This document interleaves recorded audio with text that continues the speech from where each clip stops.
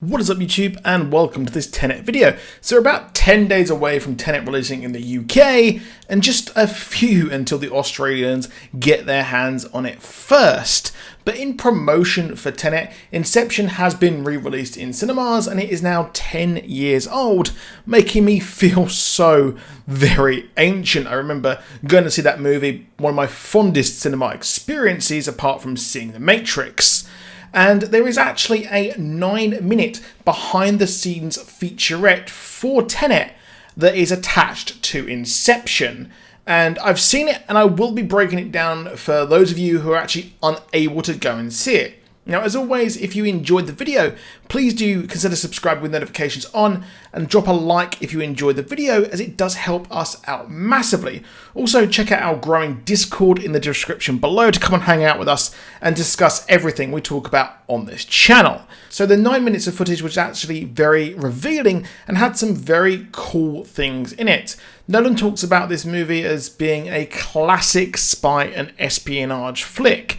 Nolan is a huge fan of James Bond, and as one of Britain's top filmmakers, it blows my mind that he hasn't actually been given a chance to direct a James Bond movie yet. I guess this could be used as his proof of concept, as the movie looks very kind of classic James Bond, with John David Washington's character being called the protagonist, going around the world trying to stop a World War III, not a nuclear explosion or anything like that. It's apparently something worse. Now, the big thing here is that Nolan says how inversion is basically how the entropy of an object can actually be manipulated and reversed. Entropy is a measure of the randomness of disorder within a closed or isolated system. Basically, a cup of coffee actually going cold, and things will always decay and become useless. And it explains why time is like an arrow shooting forward. Everything kind of is wasteful and ends, how very nihilistic. However, if you can reverse entropy, if you can create a system where things can sort of reverse and change and not actually get worse or decay, you can sort of reverse time. It's while the objects in the trailer actually go back into the gun, he's catching it as that gun has been shot before and that bullet has been shot before. That is how the not time travel will work in the movie, and the Red Room as a machine that can be used will be used to reverse entropy into a person. So when you go into the airlock, you actually become inverted, but the world is not. Obviously, the movie will explain this in a lot more detail, but the trailers have seemed focused around these rooms for so long. I have a video that explains this in a lot more detail that I will put in the description down below. We all know that Nolan is a ridiculous filmmaker, and the lion's share of this featurette is about the scale of this movie. And for something that's not a superhero movie, the scale is massive, as this is dealing with time in reverse. Naturally, the filming of this would be a logistical nightmare, and great steps have been taken to make this look as authentic as possible. The scenes where the entropy is being manipulated were shot forwards and backwards. That means double the work, as they will not simply be reversed in post-production. The stuntmen even said to the protagonist, John David Washington, that really they've never seen anything like this at all. Nearly all of the stunts were real, and barely, if any, CGI and green screen was actually used. Himesh Patel's one of the actors on the movie and was also in the film Yesterday. He said that he didn't even see a single green screen when he was filming this. And the protagonist was praised for his physicality, and Nolan thinks that if he wasn't as athletic as he was, it wouldn't have had such a great end result. In the feature, we saw him basically having every scene go backwards. He was doing reverse rolls, walking backwards, kind of doing the action backwards as well. And he did, of course, play American football, so there is that. The cinematic experience was a big thing in this, as producer Emma Thomas actually said how they made great effort to shoot in each country. The movie is set to create a real cinematic experience, and to capture this, they shot most of the movie with IMAX, and it's actually become old hat to them actually using the massive, gigantic IMAX cameras.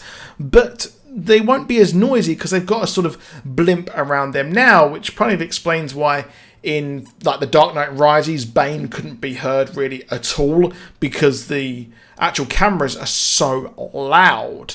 And it seems like the best way is to watch this movie in IMAX, which is what I will be doing.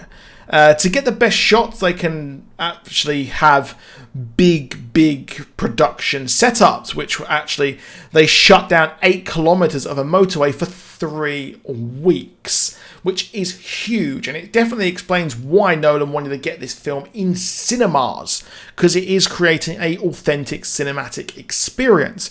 The cast and crew talked how the film is so much more authentic as they are filming in reality. Elizabeth Debicki said how she could really put herself in the role, as feeling the car moving or the boat bobbing added a realness to the movie and the escape for the cinema goers. Now, arguably the biggest part of this feature for me was the first ever look at Aaron Taylor Johnson in the movie. He has been absent from every single bit of marketing except a tiny blink and you'll miss it part in one of the trailers. He's wearing military fatigues, the same fatigues the protagonist is wearing in the new image released last week. His character is called Ives, and he praises how the movie feels real by having real on-set location shooting.